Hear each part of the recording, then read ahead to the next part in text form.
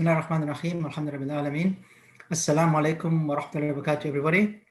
Jazakallah khair for tuning into the National Zakah Foundation in the series of online sessions we're having during this Ramadan, in the objective of just helping people through this lockdown and providing some different types of lessons and lectures on different subjects that basically covers the welfare of our community, of individuals and our community at large. So tonight we have a very interesting discussion or topic that not many people, I guess, would, I'm hoping a lot of people tune in, but it's as exciting as the Pillar of Zakah when we have a session and people think, okay, why would I be tuning into a topic on death on a Saturday night? Well, alhamdulillah, this is a very, very important topic for us. Just to put it into context, in the last 2 weeks, we've had at least 4 burial services burial cases that we had, that we needed to provide help to. It's sad stories, because generally when people come to us for help, then the story is not like a normal case. But tonight we've got Sister Mariam Ardati, who's known as the funeral director. She does many other things and she has many titles, but I'll let her introduce herself, and she's going to talk about the new face of grief in the lockdown. And then after that, we have Brother Adel, who is based in Melbourne, and he is the founder and owner of the Wasiya Will, the will services that they provide. And it's important for us to understand that we have to have our wills set up in an Islamic way, and so that it's done in the correct way when we die, that our inheritance is distributed correctly. So we link the two subjects together because the one leads to the other, so to speak. So without too much talking, I'd like you to introduce you to Sister Mariam Ardati. Bismillah ar-Rahman ar-Rahim, Sister. Bismillah ar-Rahman ar-Rahim. Assalamu alaikum wa rahmatullahi wa barakatuh. I wanted to thank firstly NZF for being brave enough to provide a platform where we could come together and talk about such a taboo topic, in particular grief and loss in the current context. There's nothing quite like a pandemic to get people talking more openly about death and dying, and of course, grief and bereavement. So I think it's great. I also wanted to acknowledge that this is a pretty heavy topic that some people may feel triggered by, particularly if you've recently lost a loved one, or if you may be feeling especially anxious during these times. So please check in with yourself and maybe have someone nearby who you may feel overwhelmed. Just a little bit about myself. I've been working in the death care sector as both a volunteer and more recently a funeral director. So death care essentially means providing the end of life rituals for someone who's passed away. I recently also did some foundational training in death doularing, which is essentially being a support person for people that are dying and their families. And when I explain a little bit about what I do, I either get this look of horror, but also I get a lot of questions. You know, why do we need death doulas? Why do we need to talk about death and dying? Well, it's essentially because many of us no longer feel comfortable talking about death, despite the fact that it's a natural, normal part of our human experience. And that's mainly because we don't see death anymore. It happens in a place outside of the home, more recently even outside of the community. The stats show that 70% of us will die in a hospital or a care facility. And so we've lost our connection with death. And this is important because it's the best reminder of how temporary this world is. And often what we can't see, we start to fear. So there is a rise in what's known as death anxiety, where people start to become really anxious, even thinking about the fact that they're going to die. So as Muslims, I mean, where do we sit in all of this? Well, obviously we understand and we're constantly reminded to remember death often, that death is not the end for us as Muslims. So we do see the hope in the fact that this is just a transition, as the soul has already transitioned a few times before its arrival in this world. And then it will transition again into the life of barzakh before its eternal life in the akhirah. So we conceptually understand that it's a normal, natural part of the cycle of life. And we know that this life is temporary. Yes, death is a painful separation from our loved ones, our wealth, our family, this dunya, but as the many reminders in the Quran and in our traditions tell us, this life was never meant to be permanent. In Surah Al-Ra'd, Allah Azza wa Jal says, verse 26, to the meaning that compared to the life of the hereafter, this life, the life of this world, is nothing but a brief passing enjoyment. We know that our time here is limited. In a hadith found in Bukhari and Muslim, Rasulullah sallallahu alayhi wasallam tells us that my ummah will live to around 60 to 70 years. So we know that this body was never built to last forever. We know that we will be reunited with our loved ones in a place where there is no pain, no sickness, no frailty. So it's really important that from a very early point, even talking about it with our children, we make peace with the idea of death. And I feel that that's the only way that we actually appreciate our life, is when we understand and we constantly remember the fact that our time here is limited. And of course, in Islam, everything about the rituals around death are about honoring and respecting the dead. It's a communal obligation to fulfill the final rites of the deceased in Islam. And of course, because these are communal obligations, it usually involves the community coming together in order to fulfill those rites. So whether it's the washing or the shrouding or the communal prayer, and then followed by the burial, these rituals are really significant, not just for the dead, but also for the living. Each of those rituals involves meaningful tasks, whether it's performing the purification of the wudu for the deceased, whether it's performing the ritual bath, the ghusl, an odd number of times, starting with 3. So there's a prescriptive process in how we perform the rituals. Even in the way that we carry the body, there's so much honor in being a participant in carrying the body from the place of washing to the place of prayer, where the community then gathers, whether they know the person or not, to offer supplications and dua. And even in the way that we lower the person onto the earth from which they came, in anticipation of that embrace of the grave.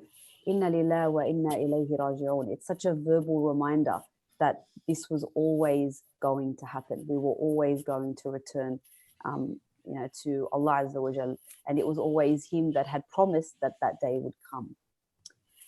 So when the family is able and the community is able to participate in these rituals, to touch their loved one, to perform the wudu, to perfume the shrouds, to dress them in their final garments, it has an immensely positive impact on their grieving. That doesn't sound like something you'd hear very often, but this is something I've actually witnessed over 10 years working in this sector. Having a loved one, able to touch and feel, it's a very sensory process to know that they've actually lost that person. It really does give them an opportunity to work through that reality. And it's such a powerful thing, subhanAllah. I'll never forget seeing a sister who had lost her mother, and she really struggled to accept the loss, as and that's obviously normal, especially in that acute phase of grief. But once she was able to come to the funeral service, and she gently kind of supported her mother's head, and she was able to wash her hair and plait her hair. By the end of that experience, she was completely changed. Of course, she was still sad, but she felt a sense of relief that she was able to honor her mother, one final time in that way. So I can see, it's almost like it happens right before my eyes. I can see people working through that understanding and acceptance of what they've lost. So I'm a really big advocate of families being involved in that entire process. So the other point I wanted to make was the Islamic perspective is really different from modern grief theory, which thankfully is starting to shift towards a better understanding of death and dying and grief and loss. But from an Islamic perspective, we are encouraged to maintain a connection with the dead. We don't have to move on. We're never told to forget about our loved ones. there's no timeline for our grief. We know that the soul stays around the vicinity of the body after the death. So, it's waiting to be reunited with the body after burial. So I really encourage people to talk to their loved one. So much is left unsaid in the dying space. And I've seen people come together who'd previously severed ties with each other. I've seen children sacrifice their work and their family time to care for their parents as they're dying. I've seen some beautiful memories shared at the bedside. And no matter how much you prepare to say goodbye to someone, once that soul departs, the reality is far more difficult than you could ever imagine. So I always remind people that it's not the end. SubhanAllah, the last of the 5 senses to leave the dying is their hearing. And Allahu Alam, how much of that they retain, or whether or not the dead can hear. I think the jury's out when it comes to the scholars about this particular question. But I encourage people to sit and continue to have a conversation with their loved one, even though the soul has left the body. Keep the conversations going, the memories shared, and of course the dua, constantly making dua for them. And of course, we know the hadith where Rasulullah said that a man's rank would be elevated in Jannah, and he would ask, what did I do to deserve this? And then he would be told, the dua of your righteous child. So we're constantly encouraging that connection with the deceased. We also encourage the family to continue to perform acts of charity on behalf of the deceased. Again, this is a continuation of that connection with them. So whether it's sponsoring an orphan or digging a well in their name or donating towards a masjid or a charity with the intention that it's done on behalf of the deceased is another way that they can keep that connection going. Of course, performing Hajj, the ultimate gift for the deceased on their behalf. And of course, normalizing the grief process. It's normal to feel overwhelmed with emotion, even, years following the death of a loved one. And we saw that in Rasulullah sallallahu alaihi wasallam continuing to be overcome with emotion when he would find something that reminded him of his late wife Khadija radiallahu anha. So this is not something that is, it's actually normal. It's a normal part of maintaining that love and the connection. And there is a saying that says that your grief is simply an expression of your love. So as intensely as you loved, it determines how intensely you will grieve. So again, it's a normal process. And these experiences really change our lives forever. We end up having to discover a new normal. And what does happen with time is that we learn to carry that grief a little bit better. But we don't need to forget about the person in order to do that. So when we talk about grief, of course, it's not limited to bereavement. It's not limited to the loss of a loved one. Grief is simply the way that we respond to a loss, whether that's a loss of a job, the loss of your home, the loss of your health, if you've been overcome with an illness, or the loss of a future that will never be. Sometimes people fail to understand why when a woman miscarries very early on in pregnancy, could be as early as 9 to 12 weeks. Some people can't understand, why a mother would continue to mourn a loss when the baby was still in its, formative stage. And that's because the minute a mother finds out that she's pregnant, already she's starting to dream of that future, that future that obviously following a loss will never come to be. So the loss can be something that relatively wouldn't evoke much of a grief response, but for a person's individual circumstances and life experiences, it can mean a physical, emotion, and even spiritual response. And some of the physical responses that we feel when we're going through the grieving process are things as simple as, feeling sick in the stomach. Some people experience weight gain when they're trying to deal with a loss because they feel that they can't control their eating habits, which is otherwise known as emotional eating. But the opposite can also be true. Some people can have no appetite when they're overcome with grief, so they'll actually experience some weight loss. It's normal to feel a loss of energy, so a feeling of lethargy where you just want to sleep all day or sleep all the time. And again, the opposite of that can also be true. Some people feel that they simply can't switch off. They can't sleep, they can't function. Their ability to drive is impaired because they can't focus. They can feel nervous and feel a sense of restlessness. These are some of the physical signs of grief.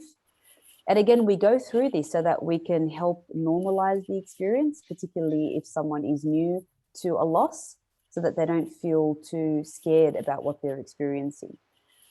Some of the emotional effects or the experiences that can come from grief are, well, there are a whole gamut of different emotions, from anger to frustration, shock, denial that that person is no longer there, a deep sense of sadness, and even anxiety and depression. And there is a difference between a grief response, an emotional grief response, and something like depression. And it's really important to speak to a health professional to help determine the difference between the two. But the symptoms can often mirror depression. And it can also explain why, if you're going through all those emotions, why some people may withdraw. They may actually voluntarily socially isolate. They may not want to go out for dinner. They may not want to socialize the way that they used to do before they experienced that loss. And of course, some of the effects can also be spiritual. So people may come to question, what did I do to deserve this loss? Is this anger from Allah Azza wa Jal? And some have even entered into a crisis of faith. Is my grief so intense because I have low iman? And whenever I hear this, and it's quite a common experience, and through my chaplaincy, I have come across this quite frequently. And I always remind them that when Rasulullah sallallahu alaihi wasallam heard that his son Ibrahim was dying, he took him, he carried him, he kissed him, he smelt him, and later when he entered Abu Saif's house, and at that time Ibrahim was breathing his last breaths, the eyes of Rasulullah sallallahu alaihi wasallam started to shed tears. And Abdurrahman bin Auf said, "Oh Allah's apostle, even you are weeping?" And then he replied by saying, "This is a mercy, this is a rahmah." And then he wept more, and he said, "The eyes shed tears, the heart is grieved, and we will only say words that would please our Lord." And then he said, "Oh Ibrahim, indeed we are grieved by your separation." So if this is the greatest human being to walk the earth, he was most beloved to Allah Azza wa Jal, experiencing such sadness, then how can we attribute feelings of grief to a lack of iman? And this is what I always remind people that may be feeling overwhelmed in terms of where they sit with their connection and relationship with Allah Azza wa Jal following a loss. So we can see here that being completely overwhelmed, people can often describe their grief like a roller coaster ride. There's really, really high highs followed by some really dramatic lows. Or, this feeling that you're drowning in an ocean of really powerful, emotions and feelings that threaten to pull you under, to drown you. And again, an example of this in the Quran can be found in Surah Yusuf with Prophet Yaqub alayhi salam. He had 12 sons, one of whom was the Prophet Yusuf alayhi salam. And when Yaqub was separated from his son Yusuf, he grieved so deeply that his eyes turned white due to the extent to which he cried. His intense grief is expressed in the Quran in Surah Yusuf, verse 84, where he says, where it said that his eyes became white from grief because of the sorrow that he suppressed. So this is examples of how this is not only normal, but it's also a reminder to those that are in the presence of those that are grieving to support them in their grief, and not to try and tell them to either forget about it, move on, or not to feel sad. These responses are normal, and it's healthy for them to be able to express that. You know, in the past, I've heard people advise someone who's maybe weeping for their loss or their loved one, and they say things to them like, you know, don't cry because every tear that you shed will fill the grave of the person that you've lost, and they'll be drowning in your tears. SubhanAllah, there's no basis for advice like that. And these things can really interrupt the natural experience of a person's grief. And then it can end up manifesting itself in something a lot more complicated down the track because they weren't allowed that space to grieve. And in fact, the way that we grieve, that emotional response, is generally proportionate to our attachment to that thing or that person that we lost. For example, if a person was to lose a job, they would grieve differently to losing, say, a limb. Similarly, the loss of a friend would trigger a greater response than, say, a different response to, say, the loss of a spouse or a parent.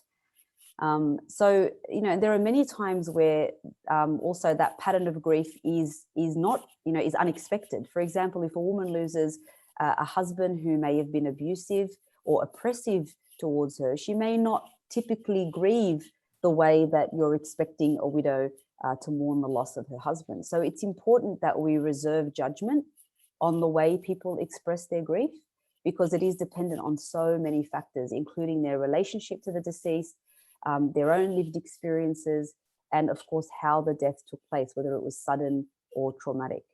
So it's really important that we don't judge the way that a person responds to the loss of a loved one. And even to add to that complexity, women and men also grieve differently.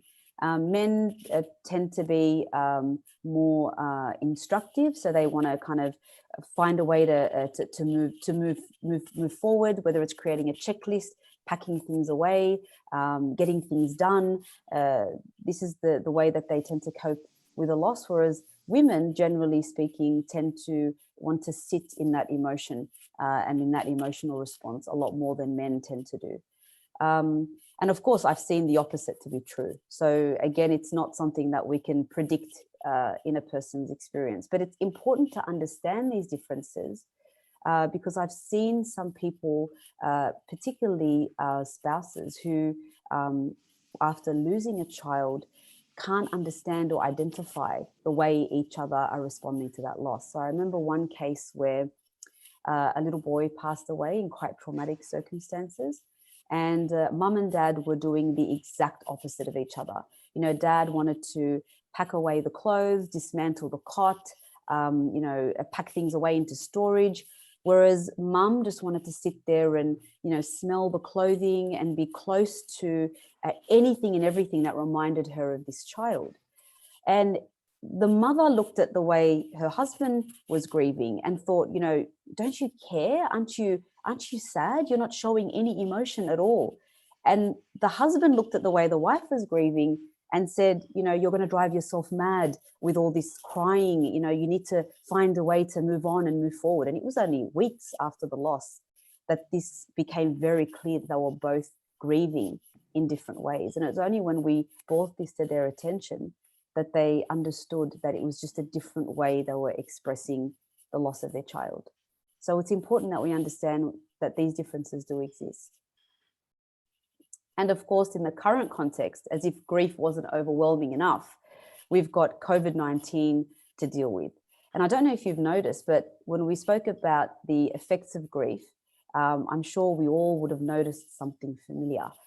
We've all just recently collectively been grieving the loss of our normal lives. We said that grief is a natural, normal response to a loss. Well, we've encountered so many losses over the past last couple of months. We've, you know, some of us have lost our jobs. Many of us lost our freedom of movement. We lost a sense of safety and security. We became quite anxious about the future, about our own health and our own well-being. We lost a sense of routine and, you know, basically our entire lives were completely changed upside down. And so we actually ourselves had to work through those many losses. And what did this result in? I mean, the stats are in. There's been a dramatic rise in mental health issues. And this is the power of grief. It can literally paralyze you. It can send you into an anxious mess. It can shut down your planning, your goal setting, thoughts of your future. And it forces you to redefine a new normal. So it's not exactly the same way that we would grieve the loss of a loved one, but it does give you an insight into the power of this response. And with regards to, of course, bereavement, COVID-19 and the changes to some of the funeral rituals and burial rites have also interrupted that grieving process, because again, it's disconnected us from those rituals that we talked about a little earlier, and that communal element of support that we get from our family and friends when we've lost a loved one. So for those that, have lost someone or may lose someone while these restrictions and changes are in place, it really is difficult grieving when you can't embrace another person and feel their comfort, where you can't be surrounded by all of your family members who would normally be there to support you, where you're avoiding shaking hands or standing too close to people, where we can't congregate together for that communal prayer. All of this interrupts that normal grieving process, and it sets an entirely foreign landscape of grief. And this is why this segment was aptly titled The New Face of Grief. So it means that we actually need to come and support each other now even more than ever, whether it's virtually or sending more messages across to people. I usually find that around the 7 to 10 day mark is when that loss really tends to set in. And this is when it's really important to check in on people. And it's sunnah to provide that practical support to someone who's experienced the loss of a loved one, whether it's cooking a meal for at least the first night, or it could be running errands or doing some shopping, or helping someone, caring for someone's children or giving them some time out.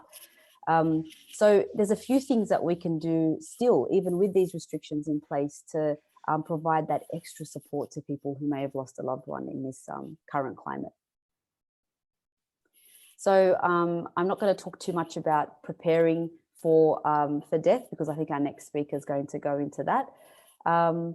But if there are any questions, I'm happy to answer, and I hope this has provided a little bit of insight into the life experience or the feelings of someone who's dealing with grief and loss, so that we can have a little bit more patience and understanding with each other, in particular during the current climate. Jazakallah khair, Sister Mariam. That was very, very insightful. And as we said, it's not really a topic that many of us really want to address. It's almost like, it will never happen to me, until it really happens to you, and then you wish you were better prepared. And Jazakallah khair for your tireless work in the community, in getting awareness of this, and also helping, especially at the time of difficulty, when people, at the time of loss, trying to find some help and some comfort for those who know about washing, which burial service to use, which funeral service to use, etc. Okay, so we'll switch now to Brother Adel, who will talk about the next step after Sister Mariam has done her part in the scheme of things. So Brother Adel, talk to us about the importance of having a will, and especially in the Australian context, legal matters, etc. And you can touch on what services you provide, inshallah. Jazakallah khair, Brother Ismail. Bismillah, wassalatu wassalam ala Rasulillah. Thank you all for joining us on a Saturday night. Alhamdulillah, lockdown, I think, opens up some opportunities. There's always the silver lining there, and there's people there to learn. And the National Zakat Foundation, mashallah, has been trying to help and educate and teach on a variety of topics this year, mashallah. So hopefully everyone's benefiting from that as well. So I've been asked to speak about the importance of writing a will. Now, generally, and maybe this takes me back to the history of why we even started Wasiya in the first place. Generally, people, you wouldn't think it this way, but usually people think about writing their wills, seems to be like a seasonal kind of thing. And generally it's linked to, I'm going on Hajj. And I had a few friends of mine, because I'm a practicing lawyer, And I had a few friends of mine who were going on Hajj, and they asked me, "Oh, can you write me my will?" So I said, "Okay, fine." And we just got working. And then the next year, more people asked, just as they were going on Hajj as well. And so then I realized, okay, there's a need actually in the community, and the Islamic rules of inheritance, of course, are quite complex, and people can't work that out for themselves. So let's try and put some service together to help people to do this really easily and simply. So that's what we did it. And I guess the COVID-19 is another one of those seasons where people start thinking about death. But what the other thing I think we should take from COVID-19 and then translate it into our own lives is that Allah subhanahu wa ta'ala brought this upon us almost instantaneously. Overnight, one day we were fully free people, and overnight we were locked up in our homes. And just like this, as the suddenness of that can come to us, so can death. So it's something, and we all know this. We all know this, but sometimes we don't like to acknowledge it or try to push it to the back of the mind, because it is not a pleasant thought to have.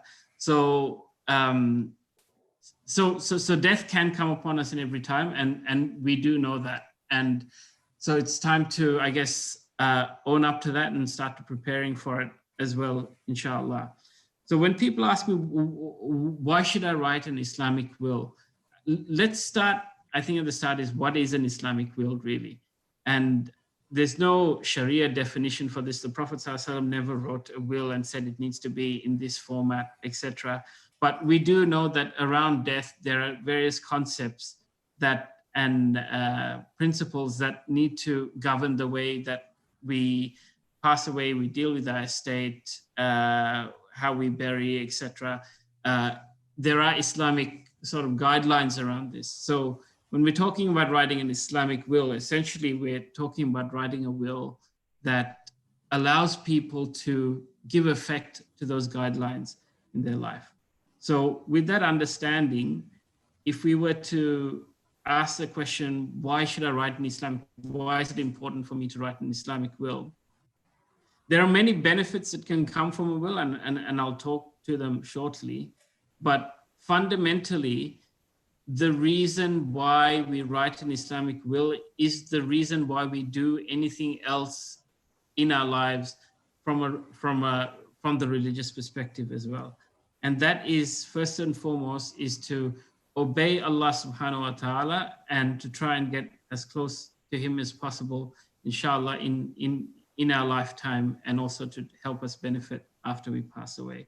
So why you should write one is because you want to be of those people who can stand before Allah and say, Ya Allah, you told us, and your Prophet ﷺ taught us to do X, Y, and Z, and I did my best to fulfill that for myself for after I passed away, by writing myself a will that told the people to give effect to what you asked for in my particular circumstances.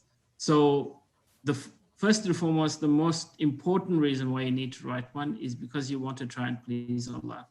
And why are we saying this? Because there are many concepts, and I'll talk to a few of them in a second, but the thing that people always think about when they think about a will is inheritance and the distribution of inheritance. And if you read in ayahs 11 and 12 of Surah Nisa, very long verses, where Allah actually breaks down who gets what after a person passes away. And those are, they're heavy verses. Even if you ask the Huffaz, who unfortunately don't have the opportunity this year to lead us in Taraweeh, but if you ask them, which are the verses that cause them to, like they struggle with, or they fear reciting in front of the people, a lot of them will tell you it's these verses from the Quran, because they're very heavy and they're very, very, very prescriptive, and I think it's one of the few topics in which Allah has gone into a lot of detail, telling us exactly what we need to do.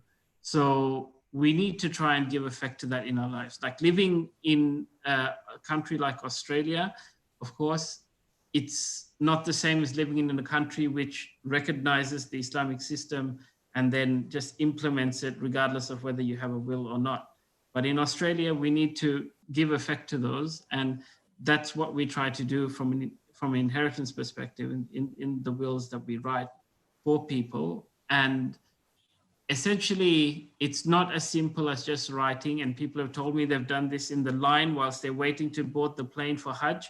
They get a will template from the post office and say, please distribute my estate according to Sharia law, full stop.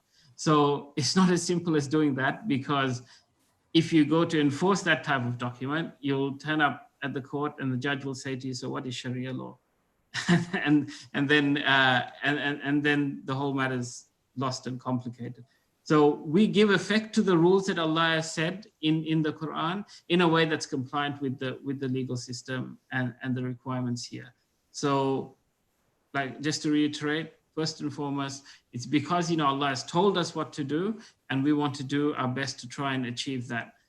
Really important for this is, I referenced the ayahs 11 and 12 from Surah Nisa, because if you look then at ayahs 12 and 13, so, sorry, 10 and 11, and then 12 and 13. So after Allah prescribes what the rules are, there are some very, very, very, like, kind of heavy verses, or like things that get me to shudder when I think about it as well, is Allah says that these are the rules that I have set, and those who obey them will enter Jannah, and those who disobey them will enter Jahannam. So this is a question of our Jannah and Jahannam, really. So, and if we're preparing for death, that's the number one thing. That's our destination. Jannah, inshallah, is the destination we want to get to. So when the rules are so prescriptive and the outcome comes immediately afterwards and tells you what it is, then you got no choice, really. You should do your best to try and give effect to that. I also say this to people who are potential beneficiaries as well of it, is to remember these verses from Surah Nisa as well, because you don't want to be of those who are actually violating Allah's requirements on us as well when it comes to taking inheritance. Because, you know, many families, you hear about them, that are torn apart because of this issue of inheritance. And it's, so keep this in mind, just as a reminder, inshallah. Turning to now, perhaps some practical benefits of writing a will and an Islamic will. First and foremost, you want to save your family from a lot of hassle. Because, you know, in Australia, if you die without a will, there's a lot of running around that your family will need to do just to get to the point of being able to distribute your estate. And when they are grieving, as Sister Mariam talked about earlier, the last thing you want them needing to be doing is to be rushing off to courts and trying to engage with lawyers and all sorts of things, just to get to the point of being able to access your bank account or maybe sell a property or something. So the will is your proactive document in which you're able to set out what your wishes are, and then it nominates somebody as being your executor. So that's a person that you are authorizing to administer your affairs after you pass away, and then that person can get on with the job of executing your estate. Saves a lot of hassle for everybody. So that's one of the really practical benefits, I believe, of writing a will. Secondly, and some of these are depending on your circumstance. Secondly, in the will, one of the concepts that we cover is your funeral rites. And of course, you can stipulate conditions for your Islamic burial, your wish at least that no autopsy be performed on your body, and where you'd like to be buried, etc. Again, depending on your circumstances, if you come from a family where there are different understandings of what is acceptable, maybe you're from a revert background and you don't have any Muslim family or something like that, at least by writing your will, you're able to stipulate to the public or to the community, and this is how I want to be buried according to the way Allah and His Messenger have said in the Quran. And inshallah, we all want to be buried in that way because we ultimately want Allah's pleasure, and it's of course best to when we're coming to meet him as well, inshallah. Another key benefit as well for those people who have children is, and in the inshallah extremely rare circumstances where both parents are not around, you need to think about who's going to have guardianship of your children as well. And a will is one document through which you're able to stipulate that, so that people that you trust, people that have your values, people that you may have spoken to prior to your passing away, are the people who actually take guardianship of your children and look after them and allow them to grow into thriving adults, inshallah. So the guardianship of children is another concept to keep in mind. Of course, some of us in this day and age, it's really hard to avoid death as well. And there's a person's judgment does not start until their debts are fulfilled. So a will, again, is that document in which you're able to stipulate or request that someone in your family or the community actually relieves you of your debts, or you seek relief from the community from any debts that you may have had. So inshallah that this isn't an impediment to you on the day that you stand before Allah subhanahu wa ta'ala. And there are many other concepts that we cover, and another big one is around leaving something in charity in your wills. So Allah has given us discretion for up to 33% of our estate to leave to somebody not a named beneficiary in the Quran. So someone who, essentially someone who's not your immediate family. So you could leave it to your neighbor, you could leave it to your any non-Muslim family members that you have, and you can leave it also in charity and as sadaqah. And I wanted to use this opportunity. I've not been asked to do this, but this is something that I really believe, and I want Wasiyah to be that vehicle that's used for this, is for people to leave something in their wills to help us to build strong community infrastructure. And the National Zakat Foundation, to me, is just one of those organizations that will really, really benefit from people leaving something in their wills for it over time. Just as a comparator, reading the Salvation Army's annual report once, they get in the order of tens of millions in just bereavement, money left for them in wills. And no wonder they're so widespread out, have their shops all over the place, and being able to do a great service for the community.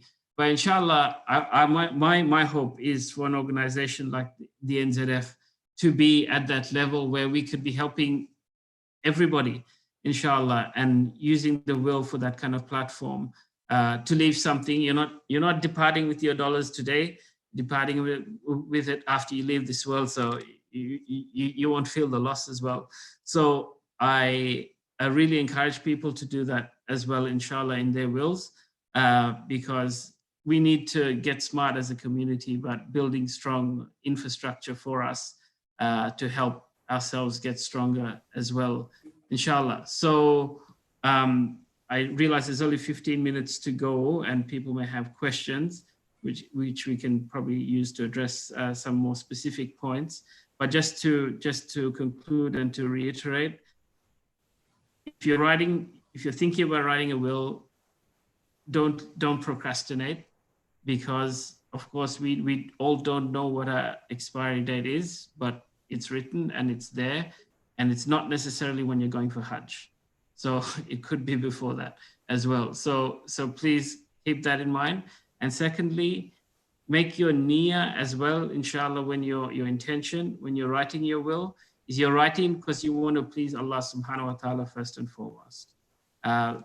Too many people are neglectful of actually what Allah has told us, especially when it comes to asset distribution, and writing your will allows you to do that. So the Wasiyah service, just quickly for everybody, It's an online service, www.wasiya.com.au. Essentially, there's a questionnaire on there. You fill in the questions, that information then comes to us, and we write your will for you and we send it to you. The questions are very simple, and we designed it in a way deliberately to make it as simple as possible for people to fill in. You don't need to concern yourselves with who gets what under the will, etc. The will document that we prepare will address all of that for you. And of course, if you have any questions, you can always ask. So, Brother Ismail, with that, I'll probably hand back to you, inshallah. And if there are questions, really happy to take them. Jazakallah khair, Brother Adel. That was fantastic. And my brothers and sisters, as Brother Adel mentioned, that at the end of that ayah, Allah says, and for those who follow this, there's Jannah. And for those who don't follow this, there's Jahannam. So I often get people say, like, how much does it cost to do the will? And you go like $100, $200, $223, $400. They go, that much? But if you think that's the price to make sure that you lead closer to Jannah, you'll pay $10,000 for that will. So don't let it be like a price issue. And I think the wasiyah is not expensive either. Yeah. Can I just sure. Sorry. So when we're talking about prices, we just want to make the disclaimer out there as well, inshallah, that wasiyah is actually a service we use to sponsor and promote other community projects, right? So I don't run this as my personal business, but alhamdulillah, with the money we've raised, we've established Quran programs overseas, supported various masajid, supporting a new school that's opened up. So alhamdulillah, make your niyyah as well when if you decide to take your will through wasiyah, is that you want to do greater sadaqah for the community as well, inshallah. How beautiful is a religion. I talked today about intention and seeking the pleasure of Allah. So you make your intention, I'm going to do my will, I'm doing the right thing, Allah, I'm making this so I can go to Jannah. Two, I'm going to do it through wasiyah because they're paying, or the cost for them will provide any further sadaqah work there. Before I ask Mariam a question, so during the week, a question came up that I posed to Adil in relation to the wasiyah, where you're allowed to leave 1/3 of your money to charity or whatever you like to. Some people leave it to their pets, their dog and their cat. But we try to encourage within NZF that people, it's a good opportunity to leave that for an organization such as ours. And the brother called me up and he said, Brother Ismail, look, I'm doing my will right now.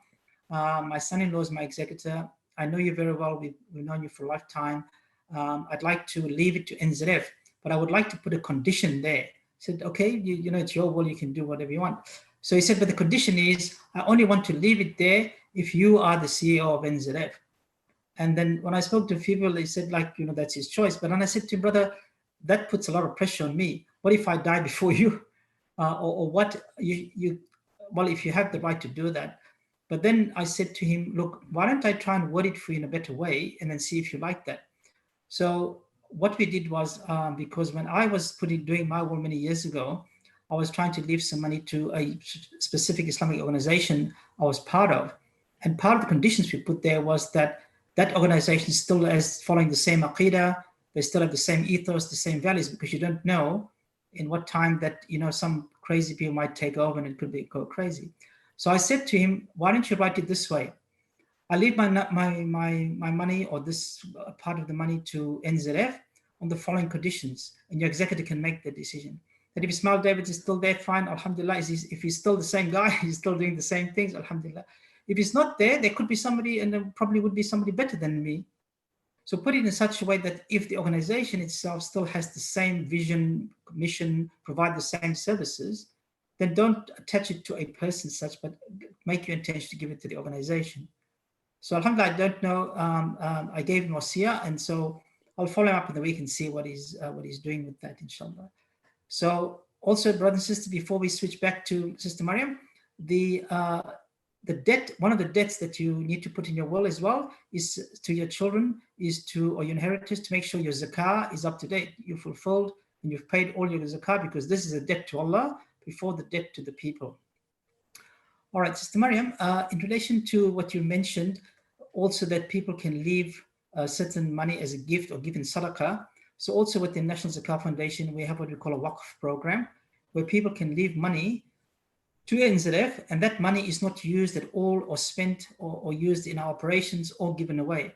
The money is used so we have some investment programs where we invest the money in Islamic investments, where we get a return on the money, which basically means the money helps the running of NZF. So we don't have much in there. That we started this just recently, but a few years ago we met a sister in Ramadan, and she died soon after that because she was quite sick, and her family left a small amount of money as a waqf in NZF. So that's started already. So if somebody's interested to do that, you can contact us and we'll explain to you how that works. My question, Sister Mariam, was that Brother Adel mentioned that you can put in the will that you don't want to have an autopsy done. Can you explain to us what are the conditions around when you can't stop that from happening? Sure. So, of course, this is a sensitive matter for Muslims because we view the body as still retaining that that sanctity even in death as it did in life. So, for us, the concept of an invasive postmortem, where there's cutting and the removal of organs, can be quite just a scary thought, I guess. The role of the coroner is essentially to establish the cause of death in matters that are not documented or not known. So if the death is suspicious, if it's unexpected or violent, if the cause of death is unknown at the time of death, then the coroner does need to step in and then investigate so that they can determine that cause of death. Yes, of course, as Muslims, we have a right, as do other faith groups, to object to an invasive postmortem on the grounds that it's against our religious beliefs. But there are cases where those objections can be overruled by the coroner, particularly if the least invasive methods of determining that cause of death don't yield a satisfactory result.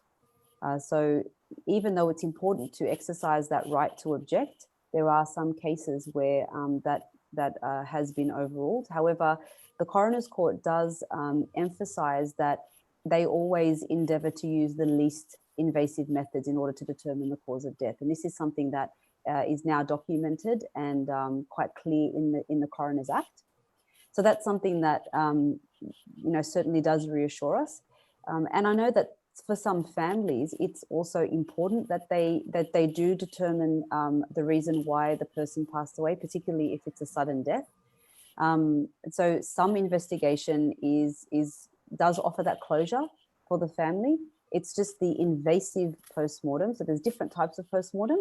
It's the invasive nature of the procedure that we would object to.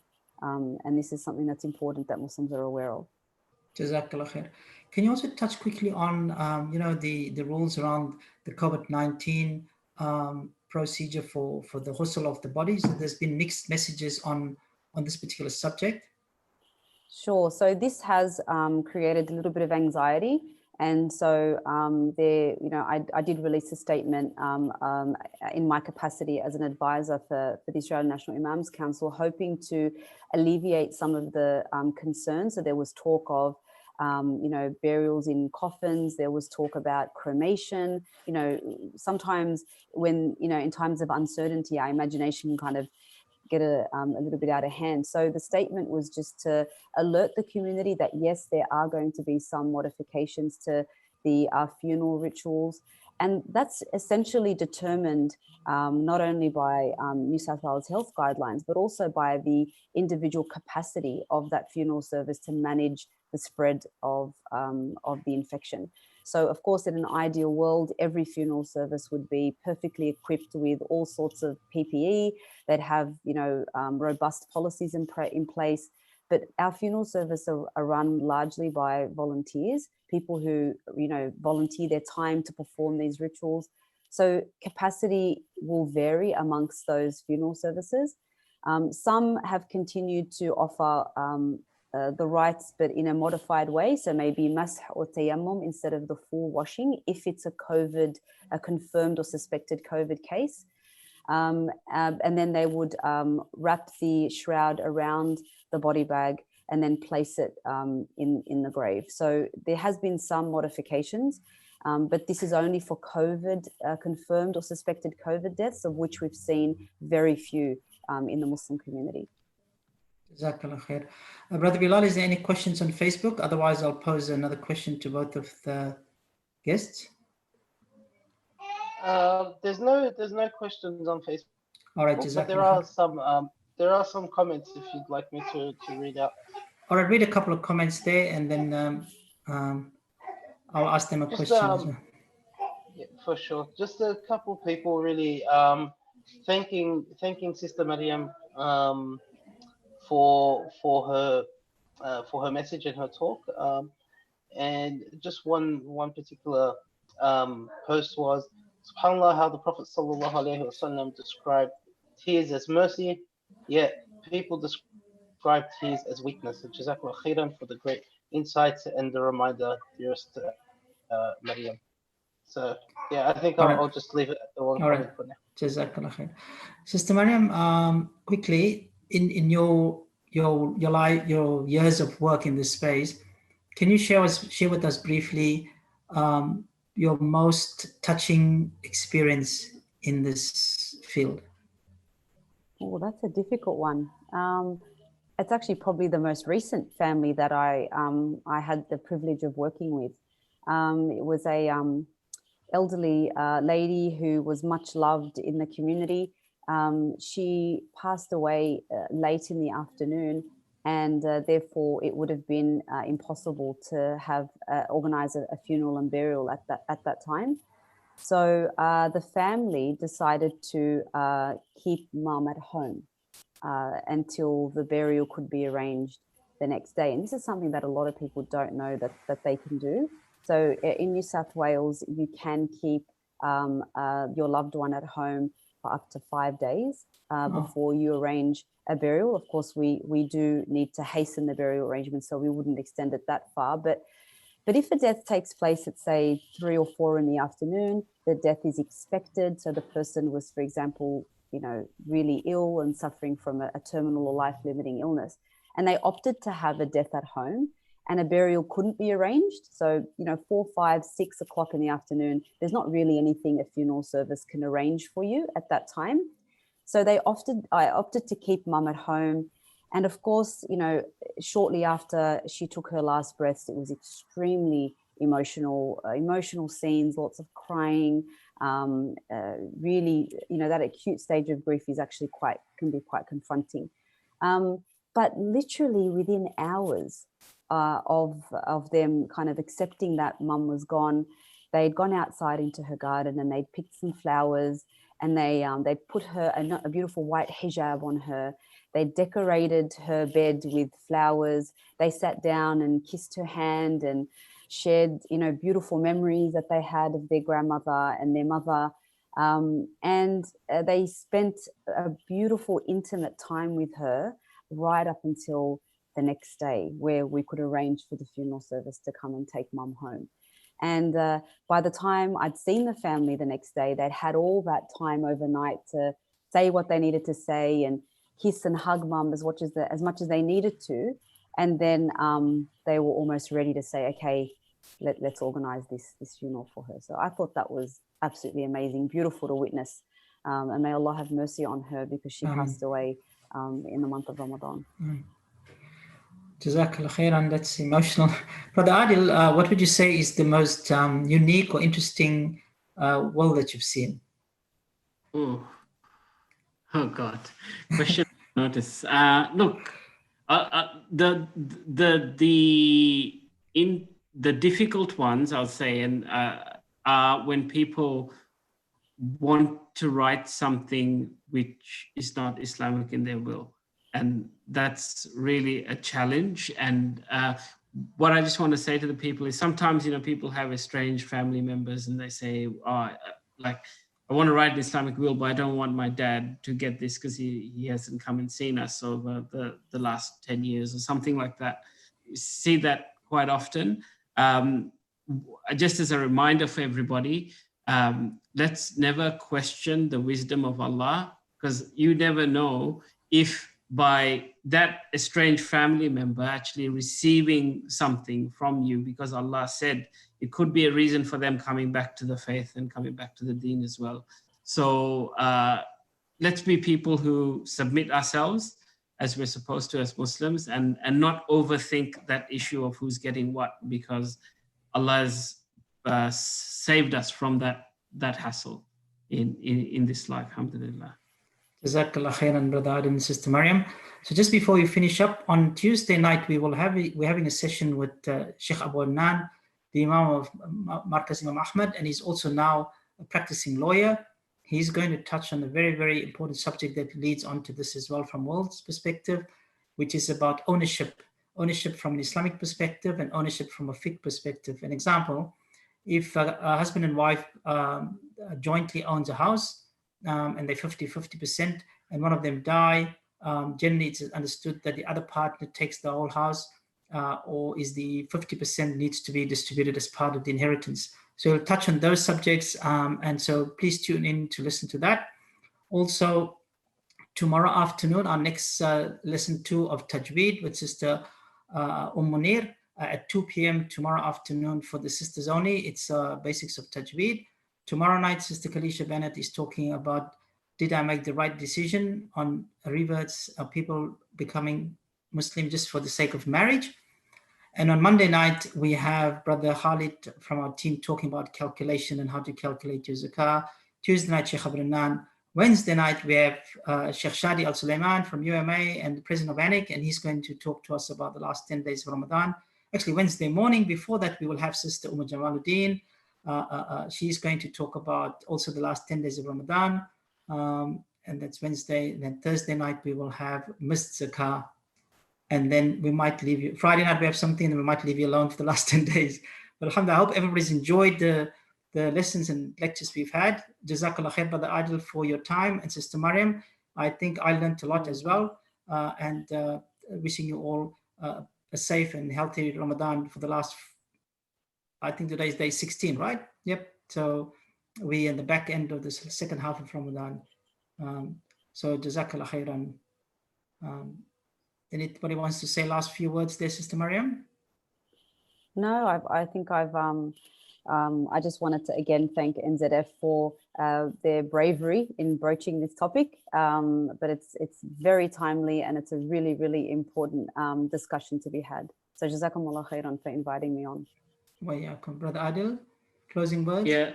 Yeah, just want to wish everybody a good second half of the Ramadan, inshallah. It's been a different Ramadan for us, but I think with it a lot of opportunity, including now we're learning a lot of new things as well this Ramadan, alhamdulillah. So Jazakallah khair as well with Brother Ismail and NZF for the opportunity. Okay, and final Jazakallah khairan to Brother Bilal, who's in the back end managing all of this. So wa alaikum salam wa rahmatullahi wa barakatuh. Assalamu alaikum.